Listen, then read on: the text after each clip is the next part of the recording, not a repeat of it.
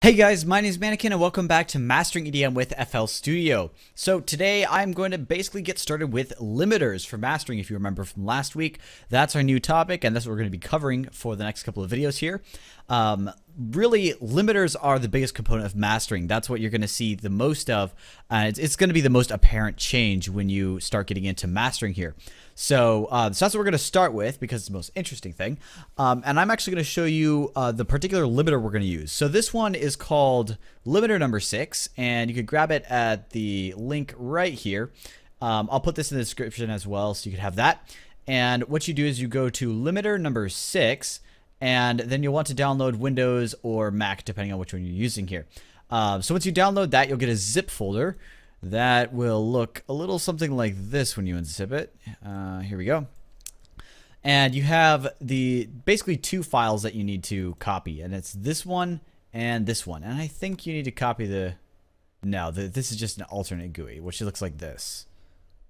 There we go. So that's the alternate user interface. If you want that, I'm going to be using the default one. The default one looks kind of corny, to be honest.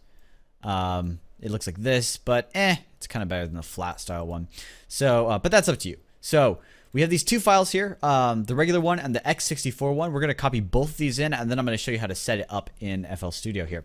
So you need to go to two different folder paths. The first one is going to be C program files x86 and then VST plugins. And you're going to drop the regular one right here into this, and it should have you hit continue there, and then you'll have that in there. And then next we're going to go to this one, which is C program files common files VST2, and then we're going to copy the x64 into it. And the reason we do this is because FL Studio, if you don't know, has two versions, a 32-bit version and a 64-bit version. The 32-bit version, I think it can run some 64-bit plugins, but there may be compatibility issues. But the 64-bit one can only run 64-bit plugins. So the reason you install both of these is that whenever you open FL Studio, whichever version you open, the 32-bit or the 64-bit, you'll have access to both of them. So now that we've copied both of those in, what we're going to do is go to Tools, Manage Plugins, and we're going to do a quick scan here. So we're just going to start scan, and theoretically it should highlight the new ones once it's done scanning. There we go. So these are green. There are two new plugins that we copied in here, and I'm going to favorite both of these so that we have access to them. Once again, this is just the regular version, and that's the 64-bit version. Okay, so now that we have those, theoretically what it should let us do is, I apologize, you cannot see this. Let's see if I can move this over. Okay, there we go. So we have limiter number 6 right here and limiter number 6 64-bit, and I favorited those just so that they'd be quick and easy to access right here. So before we do that, I do need to mention here, I dropped in the track, and if we play this back here, you hear the track. And first of all, one of the things I did mention before that I didn't do yet is you need to remove the limiter whenever you start a new project. So we're going to pull that off by hitting none there. And then that gives us a much better representation of how much headroom we have. Which, as you may recall from the last episode, this area it went pretty high. It almost hit 0. So what we may decide to do is we may decide to turn this down just a little bit so the compressor has some headroom. And despite the fact that it already has headroom for the most part, what we're trying to do is we're just trying to keep this part right here from slamming the compressor too hard, or the limiter. I guess it's a combination of both. You'll see in a minute. So anyway, one of the first things that we need to do here is route this to an unused track. Now, one of the things I could do is I could just delete these. One sec. Okay. Apologize that things are appearing off screen. I'm a little bit not too used to this setup yet, but I'm actually running a 4K screen, so you guys are only seeing one corner of my screen right now.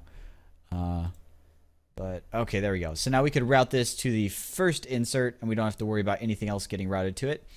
And now we could start throwing our plugins on. Now you could just put it on the master channel strip, but for the sake of this, I'm just going to put it here. So what we're going to do is we're going to drop limiter number 6 on there. This is the 64-bit version, and let's get into this. So kind of half of this video already has been setup. So I'm just going to do a brief overview as to the different sections here, and then I'll show you the main preset that we're going to start from, and that'll kind of give you an idea as to just like if you want to do a quick and dirty master, all you have to do, and then when you use that, it'll be pretty quick to get something that sounds good. But anyway, we'll get into this, talk about some of the settings here, and then in the next video, I'll talk more about how you can tailor a limiter to the sound of your track, and you can start listening in and trying to find the details and what you should be looking for. So the first section here, you could tell it's a compressor, and what I said before was we don't want the compressor being hit too hard, and that's because despite the fact that this is a limiter, it's actually a compressor, a limiter, a clipper, and another limiter or clipper depending on how you use it. So this is a 1, 2, 3, 4, 5 stage limiter basically, and it's a very nice one despite the fact that it's free. You guys are probably wondering why I'm not using Maximus, and there's actually a reason for this. Maximus has one flaw for learning mastering, and that's it has a low, mid, and a high band.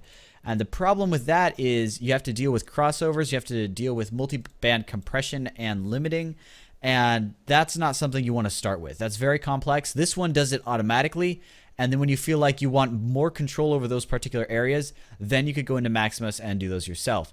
I don't do too many videos on multi-band compression. I did one in Logic. You could check that out if you want some guidelines as to my thoughts, but the reason I don't do that too often is just because I'm not amazing at multi-band compression, and quite frankly, it's one of the more difficult things to learn and get a good ear for. So if you want to check out my video, I do have a video for that.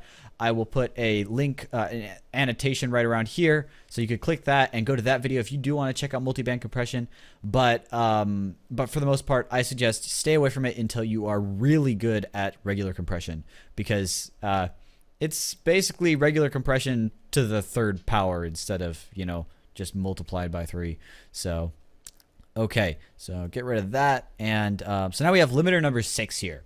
As I said, this one starts with a compression stage, and this is where you're going to do your main adjustments to the volume level. So you have a initial initial knob here to adjust the gain. So this is going to boost things up to pull up the general volume level of your sound.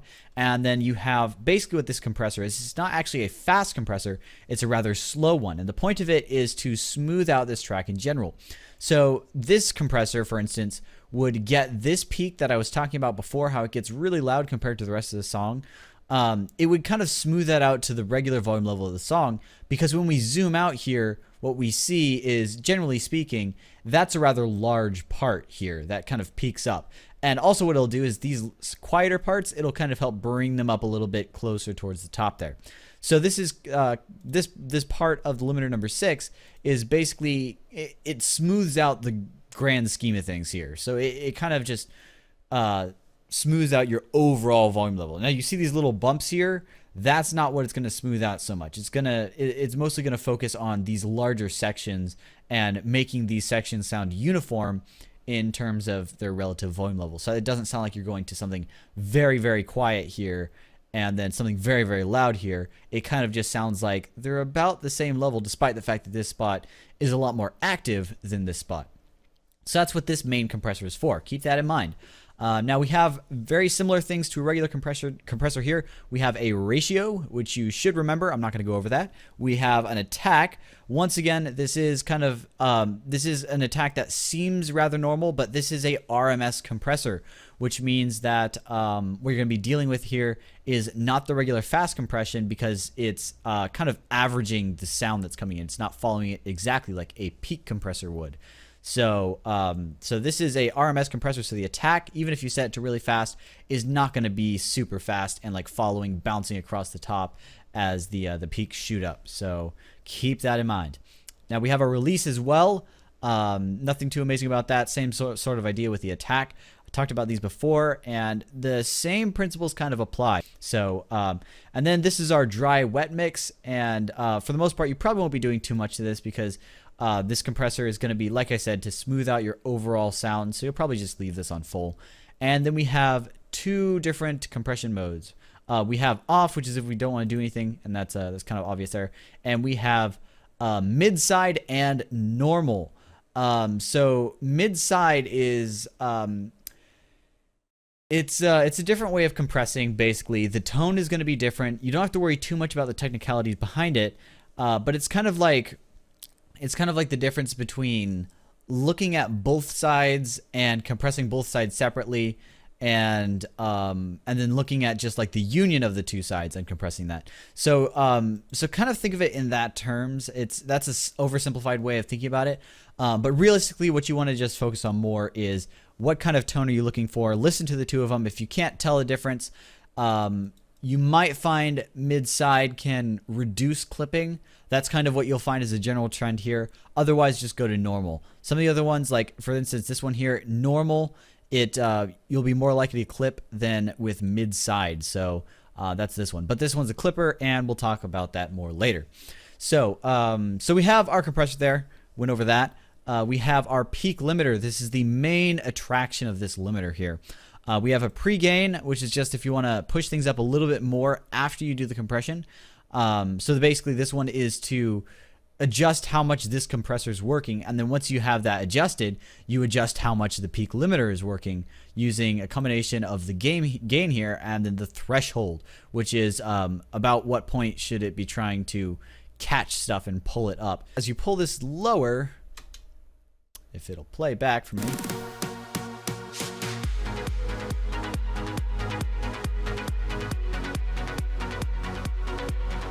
As you pull this lower, it starts to basically move the. Good example here is if we go to our regular limiter, fruity limiter. Give me a second. Where'd it go? There it is.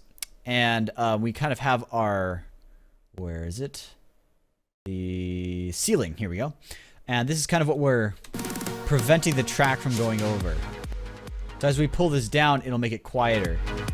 So same general principle there. It's easier to see graphically on the fruity limiter. Don't use fruity limiter for mastering though, because it's terrible in that regard. So it's doing the same thing there. But you want to pull up the gain. Once again, I said just to kind of adjust how much it's working here. So you do a combination of both of these to kind of smash it together. We'll talk a lot more later about how to fine tune this. So then we have a few main types of limiting that we could do here. This is a great thing. This has multiple options. There's brick wall, which is probably not going to be used that much. Soft, which is kind of what fruity limiter does. So I don't suggest that one as much.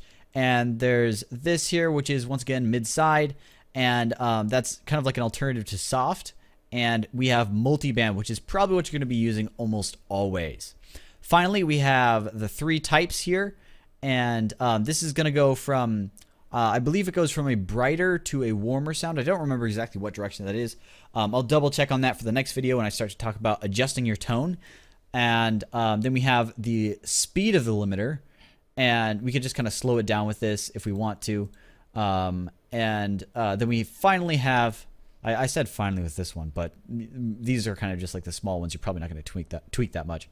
But anyway, we have linked and unlinked, and this is actually just referring to the low end. So if you have it unlinked, it limits the low end in mono in the sense that it does the same thing to both the left and the right sides of your audio, regardless of what they're doing individually. If you have it unlinked, then it'll compress the sides differently. So like if you have some very loud bass on the right side and then no bass on the other side, it'll only compress the right side as opposed to linked compressing both sides by the same amount and just kind of averaging it. So most of the time you'll want to go for linked just because unlinked is, it lets your bass kind of fluctuate more in terms of the balance. And you don't want that so much. You kind of want to have it consistent in the sense where it's kind of unified. And when you're doing compression to bass, you're doing the exact same thing on both sides. It just kind of, helps meld the bass more in mono as you're supposed to try to keep basses. So we have our high frequency threshold or high frequency limiter. The threshold here is just what are we looking at in terms of how much we want to limit the high frequencies. You probably won't use this too much. You might adjust it a little bit. This is kind of more to reduce artifacts that may come from high frequency sounds. So like, for example, if you have a crash and it sounds very harsh, when you process it by uploading it to SoundCloud and it gets converted to different formats, that might kind of upset the algorithm that they use, and it'll just kind of sound weird when you listen to it on SoundCloud.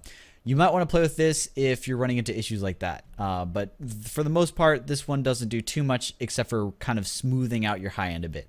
And then we have our clipper, which is, as I mentioned before, very important for distortion.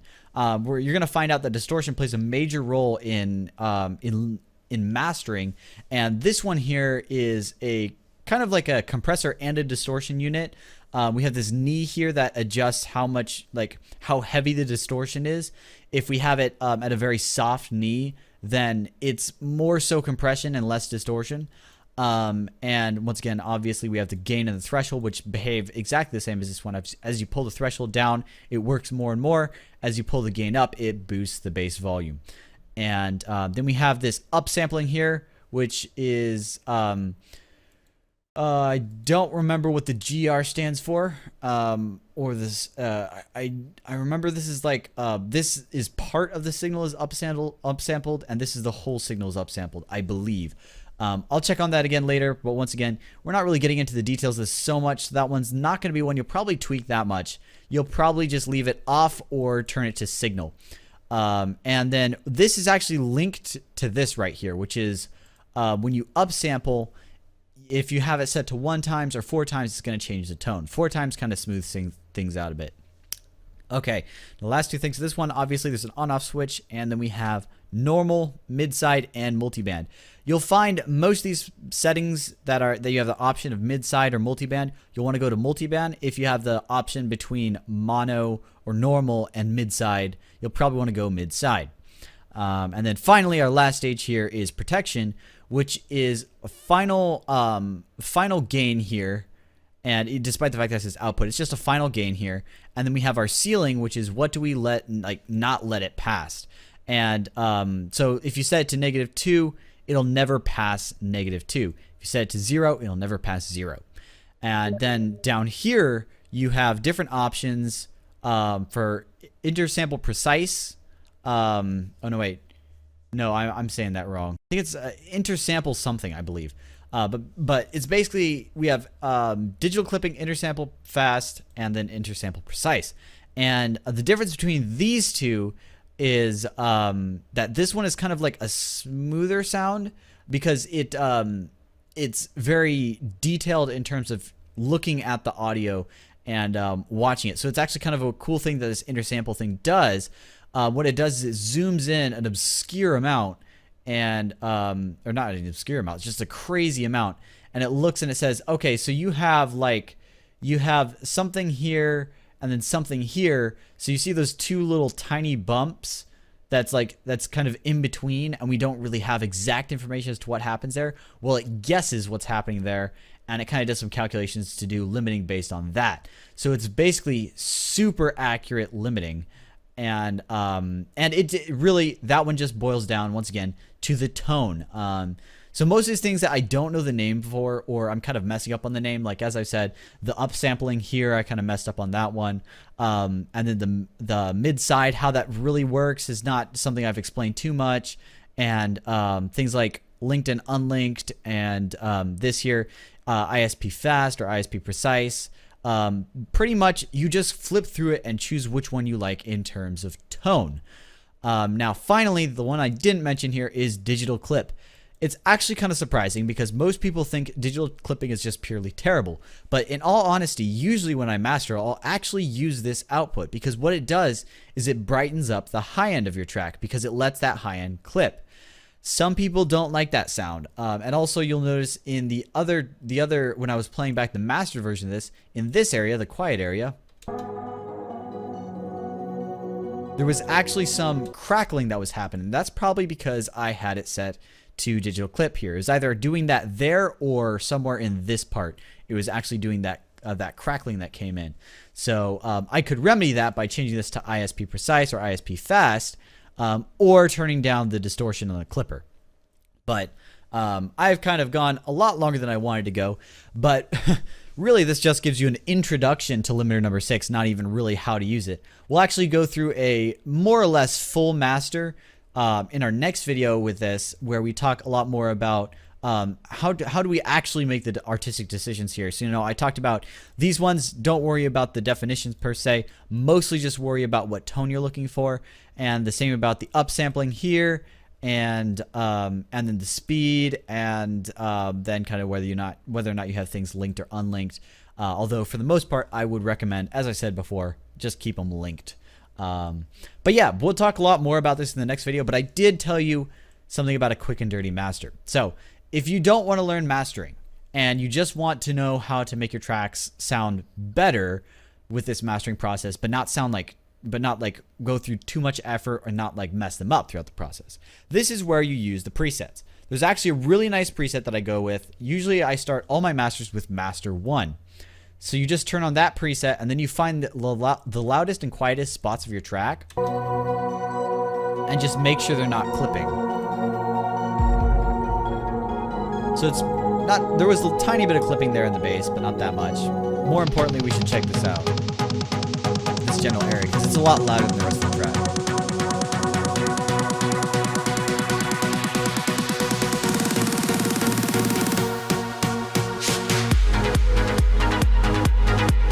And that's already pretty good. We don't have to worry too much about the other stuff happening. Because really, you know, if you just want something super fast, just so you could have your track kind of pulled up in level, really just use this. And maybe if your track's too quiet, it's not limiting quite as much as you'd like, just pull up the gain right here. Or if it's limiting too much, then just pull it back down.